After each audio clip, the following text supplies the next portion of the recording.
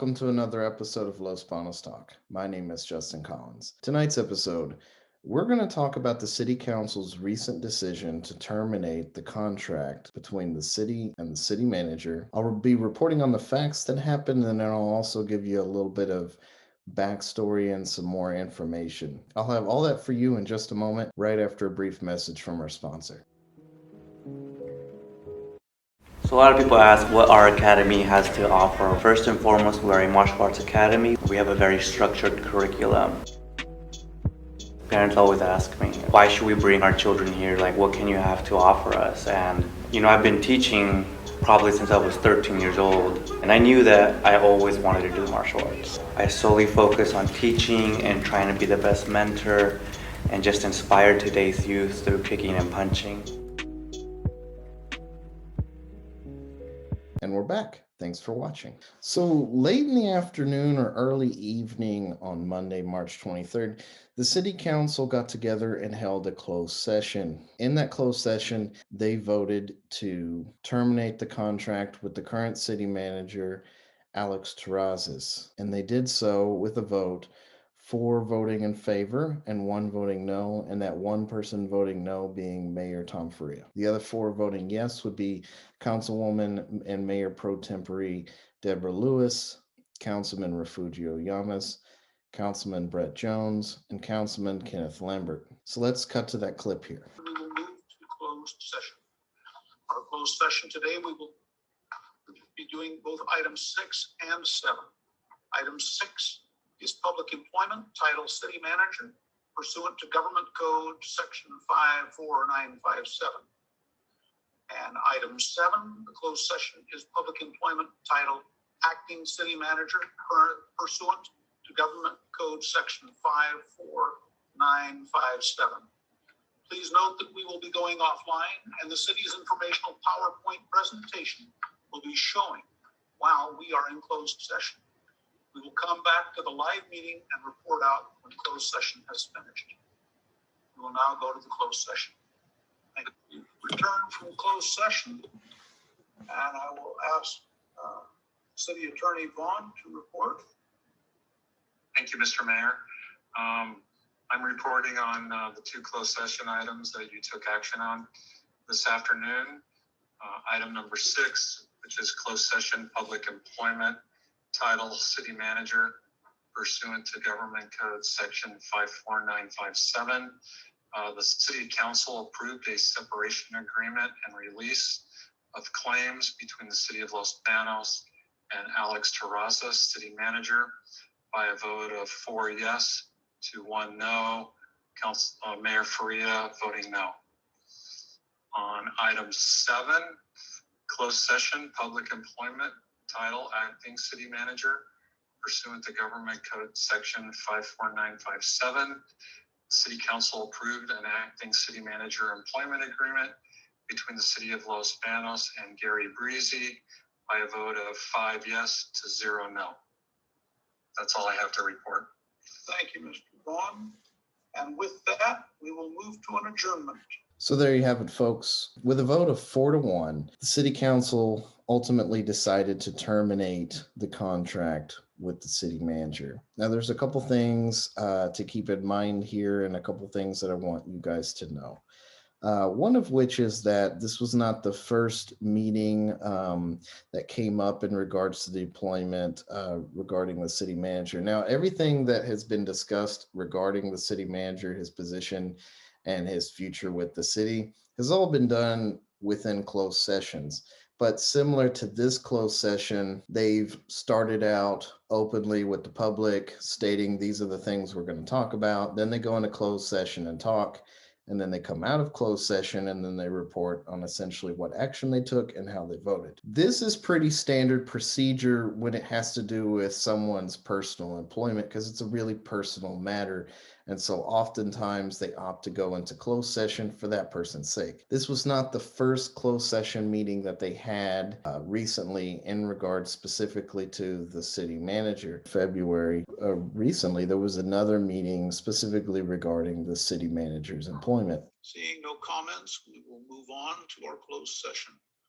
Public Employment title City Manager pursuant to Government Code Section 54957. Now, we don't really know what's said behind closed session, and so we don't really know exactly what people's reasons are for why they do what they do. And so far, no one seems to be willing to publicly tell me their reasons or why they wanted to see the city manager terminated. So I think a lot of this will be a little bit more clear or a little less surprising to some people if I give you a little bit of background information kind of on the situation, but really just in general. So, first off, what is city manager, right? What is that position? Well, in our style of government, the chief executive really is the city manager. If we were to think about our city and kind of compare it to the federal government, right? You have in the federal government, you have the president, who'd be the chief executive, and then you have the legislative branch, which would be Congress, right? And then you have the judicial branch. So within our local government system, we have courts, yes, but I'm not going to really talk about that. Instead, I'm just going to focus on the legislative and the executive. The city manager is basically like the equivalent of president. And what do I mean by that? Well, the city manager is the one who would actually execute things that the city council wants done. The city manager would be the one who's in charge of hiring and firing, say, the police chief, say, the fire chief, say, the head of HR or the head of public works or any of those big staffing type positions in the upper echelons, right? That's where city's manager jurisdiction really comes into play. Say city council votes, right? A lot of times they'll make a vote on they'll vote on a particular resolution. Let's say this resolution is something like they want to proceed forward with a contract in order to fix up a park or something like that. A lot of times, what the resolution will actually state, they'll proceed forward with the resolution to allow the city manager to enter into negotiations. Or so the city manager really runs the city. He really is the one who actually manages the city, gets the things done, and is where the rubber meets the road. The city council is the legislative body. It is the body that creates the policy, and ultimately they're the ones that are responsible. But really, the only person that they are really truly responsible for in terms of hiring and firing is the city manager. And so, in our style of government, really, much of the power, if you will, or the ability to change things politically within the city is the city's council's ability to uh, eliminate a city manager or keep a city manager or replace said city manager with someone that aligns with the kind of goals and their line of thinking. So if there's like a conflict, right, between, say, how the city manager wants to go about things or the way that they perceive the problem compared to, say, how the city council sees it, that would be like a political difference. And so, city manager, in many regards, while it is a public employee, it is a job with a contract, it is very much so political, but it's not elected. It is hired by people who are elected. So this is one of those jobs where it really is political. It's almost kind of like hiring a president, if you wanted to think about it, or like a prime minister. Mayor in our city is really more like Senate Majority Leader or House Majority Leader. It's more like thinking of the head of the legislative branch, the top legislator. They're really not an executive at all. The executive branch, if you will, is comprised of the city manager and the city staff. So, arguably speaking, the city manager is only answers to basically five people, and that's the city council, and that's it. That's his boss. Technically, it's not even the people. And in fact, city manager quite often in their contract, like in this last one's contract, had it in there so that he actually didn't have to speak directly to people. Government's complex. There's a lot to know, and there's a big learning curve. The reality is that anybody could win an election, but oftentimes that person is not really competent or knows enough to actually effectively run the government or know enough about government. So as a result, our city has adopted this style of government, and where we have elected officials, but then we hire professionals to actually carry out and do the stuff, because at the end of the day, those people who win, only attend a meeting maybe twice a month. They get some training here and there, but the reality is that they don't do this full time, whereas the city manager does it full time. There are some cities and where mayor is a full-time paid position, city council is a full-time paid position. There are cities that do it in that way, but our city is different. Like many other small cities, the way our city is that the representation at the top changes, but the manager oftentimes does not, and is the person who ultimately really controls the things at the direction and guidance of the council. So what kind of powers does the city manager really have? Well, I already talked about a few. I said that they could hire and fire the various top positions and staff.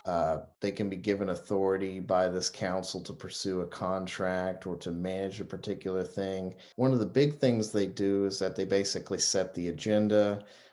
They get the agenda ready for the meeting. They put the stuff on the agenda. So the reality is much of what the city council sees and even gets to take action on or vote on, oftentimes these things come from the direction of staff, and they originate really from staff. So for instance, if people really want change, right, in the city, the thing is that with that, if you're constantly changing the representation, but let's say the staff itself never really changes, and the staff themselves are the ones that really implement a lot of the stuff, then in effect, basically nothing changes.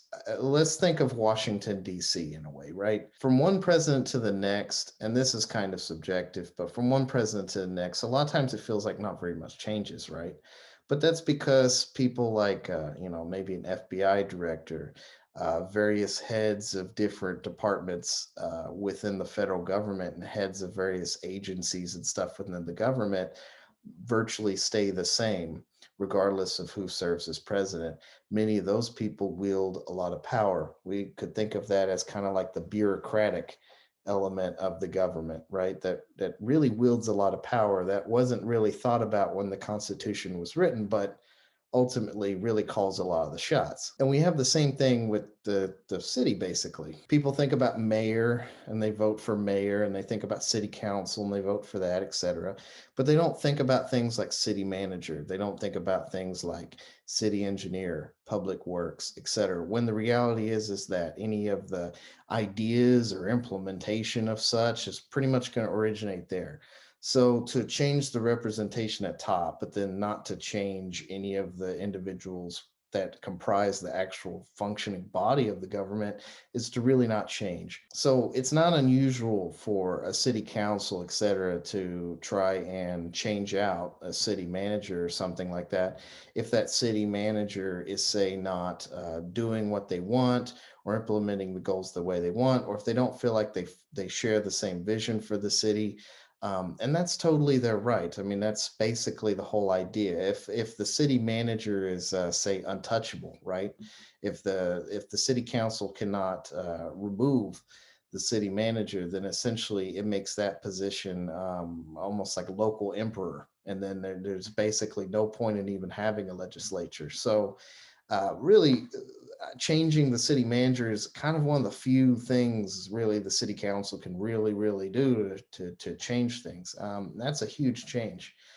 A couple things though that are interesting about this case, like I said, city manager is kind of political, right? So because of that, it's pretty standard practice, like in the case of this contract, but in many others, that like any other employee, if they're terminated for political reasons, like basically because members of the council just don't agree with them or align with their goals anymore, that kind of thing, right? And they're new people are in office and they want to change. fine, that's their prerogative, they can. But there's usually always some kind of clause that allows the city manager to retain pay and benefits throughout the end of their contract, or get pay and benefits for 6 months, or as we'd like to think of it, severance pay. Without this security, you have a really hard time getting any city manager to agree or want to come to a new city. The idea is there has to be some kind of stability. There has to be some kind of stability with the job, even though it is a political position. Otherwise, basically, nobody would take it. So, this is a pretty standard thing to have this kind of clause.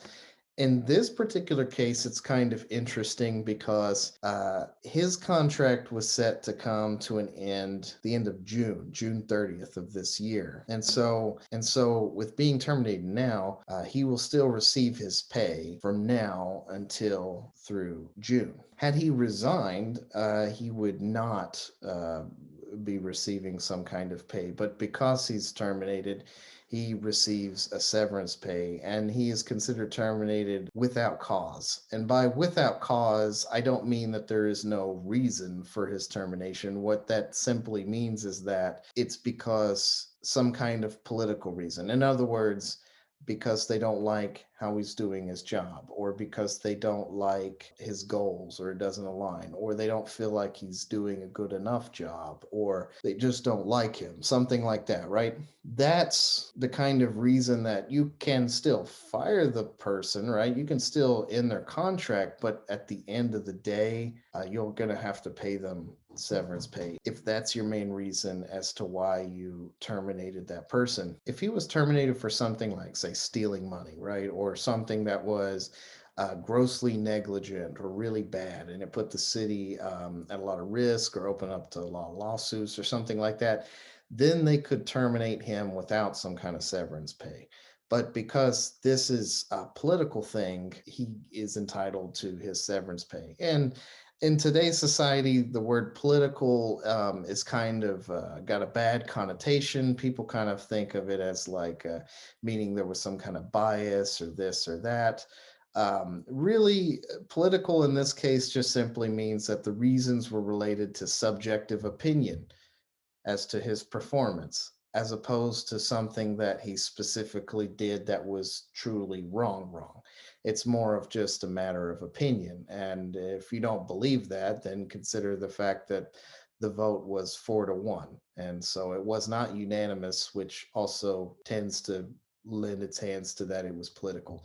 So what now? Well, the city council also stated in the recent press release that they are going to be pursuing a replacement effective immediately, and then that's something that's on top priority.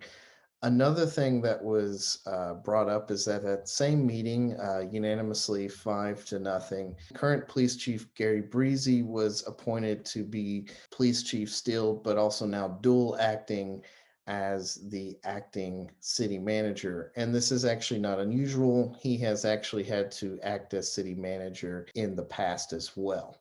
This is only temporary until they find someone else. I don't have the specific amount, but at some point it will be made available. But essentially, the police chief, Gary Breezy, will receive a small increase in pay to compensate him for this extra duty, and then the city will still be paying for Alex Terrazas' salary and benefits throughout the remainder of what would have been his contract. So the steps going forward are essentially going to be this. You're going to be seeing upcoming on the agenda, and don't worry, Los Banos Talk will follow it. But what you're going to see is on the upcoming agenda, you're going to see somewhere an item regarding hiring a new city manager. On this will probably be an RFP, or request for proposal, for some kind of contractor that's going to deal with recruiting and trying to hire someone who's qualified to be a city manager. Then they'll try to bring forward a couple people for city manager. Then they will try to do some kind of hiring screening process in order to select someone for the position. As we get to those points, I'll let you know and I'll be sure to keep you informed. If you haven't already, please like, follow, subscribe to Los Banos Talk. We have Facebook, Instagram, YouTube, Twitter, and of course, LosBanosTalk.com. You can become a supporter of Los Banos Talk for just $4.99 a month and get access to all the videos first and ad-free. Once again, my name is Justin Collins, and I hope you have a wonderful rest of your day.